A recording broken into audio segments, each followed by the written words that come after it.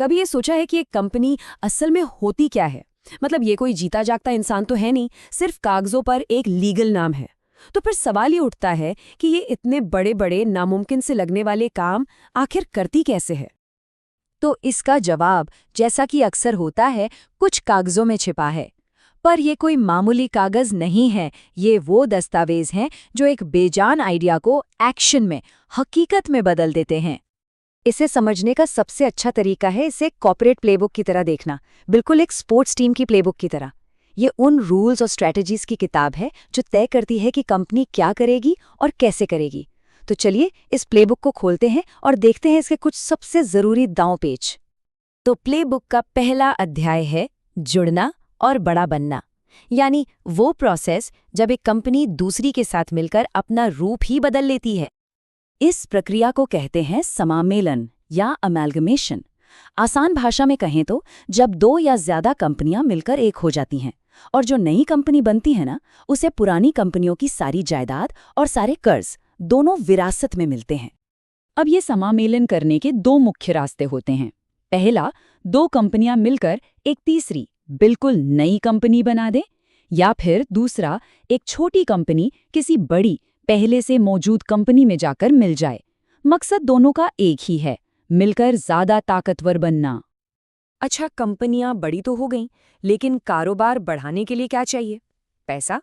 तो प्लेबुक का अगला चैप्टर हमें बताता है कि ये पैसा आता कहाँ से है और जो पैसा देता है उसकी सुरक्षा कैसे होती है।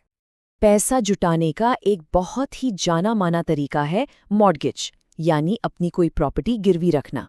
कंपनी जो कर्ज ले रही है वो अपनी कोई अचल संपत्ति, मान लीजिए कोई जमीन या ऑफिस की बिल्डिंग, कर्ज देने वाले के पास एक गारंटी के तौर पर रखती है। ये बस एक आश्वासन है कि भाई पैसा जरूर चुकाया जाएगा। लेकिन हर मॉर्गेज एक जैसा नहीं होता। सबसे बड़ा फर्क इस बात से पड़ता है कि प्रॉपर्टी का कब्जा किसके पास है। पहला है सिंपल मॉर्गेज। इसमें कंपनी अपनी बिल्डिंग गिरवी तो रखती है, लेकिन उसका इस्तेमाल खुद करती रहती है। दूसरा है भोग बंधक। सोचिए जरा, कंपनी ने अपनी एक दुकान गिरवी रखी। इस मामले में कर्ज देने वाला उस दुकान का कब्जा ले लेता है और उसका किराया तब तक वसूलता है जब तक उसका कर्ज चुकता नहीं हो जाता। तो सारा का सारा खेल जो है ना, वो कब्जे का है। पैसा जुटाने का एक और तरीका है डिबेंचर। इसे कंपनी का एक वादा पत्र या IOU समझ सकते हैं। इसमें होता यह है कि कंपनी आम लोगों या इन्वेस्टर्स से पैसा उधार लेती है और बदले में ये डिबेंचर देती है, जिसमें साफ साफ लिखा होता है कि वो ये पैसा ब्याज के साथ एक तय वक्त पर लौटा देगी। अब जिन लोगों ने पैसा लगाया है उनकी सुरक्षा भी तो जरूरी है। इसके लिए बनती है एक डिबेंचर ट्रस्ट डीड। ये एक तरह से निवेशकों के लिए नियमों की किताब है।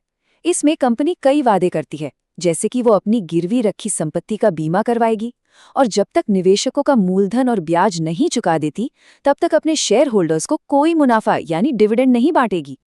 ठीक है, तो कंपनी ने पैसा जुटा लिया, कारोबार भी चल पड़ा, लेकिन असल सवाल ये है कि कंपनी का मालिक कौन है और उसे चलाता कौन है। प्लेबुक का अगला अध्याय इसी पहेली को सुलझाता है। यहाँ दो अहम समझौते सामने आते हैं। पहला है शेयर खरीद समझौता। ये बस एक बार का सौदा है, किसी ने शेयर खरीदे, पैसे दिए और बात खत्म।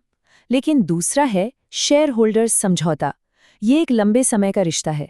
ये कंपनी के सभी मालिकों के बीच एक नियम पुस्तिका की तरह है, जो ये तय करती है कि किसके पास क्या अधिकार होंगे और कंपनी आखिर चलाई कैसे जाएगी।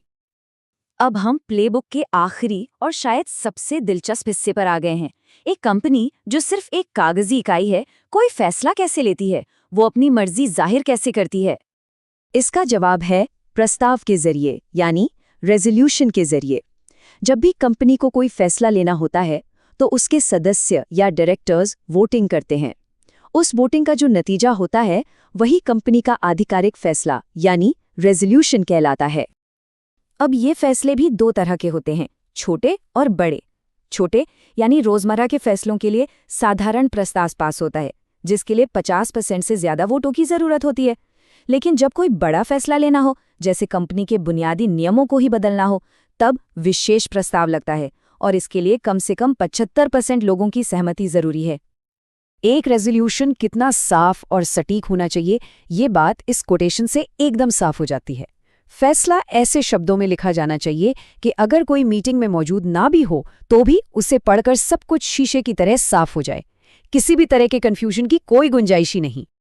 तो हमने देखा कि कैसे विलय के कागजात से लेकर लोन के अग्रीमेंट और फैसले लेने वाले प्रस्ताव तक ये सिर्फ कोरे कागज नहीं है। असल में यही वो दस्तावेज हैं जो कॉर्पोरेट दुनिया का पूरा इंजन चलाते हैं। यही प्लेबुक है जो कंपनी को एक्शन में लाती है। और ये सब हमें एक बहुत बड़े सवाल पर लाकर छोड़ता है। अगर ये दस्तावेज कंपनी की प्लेबुक हैं, तो फिर इस खेल में रेफरी कौन है? कौन ये सुनिश्चित करता है कि सारे खिलाड़ी नियमों के दायरे में रहकर ही खेलें? खैर, ये सवाल हमें कॉर्पोरेट गवर्नेंस की एक और गहरी दुनिया की तरफ ले जाता है।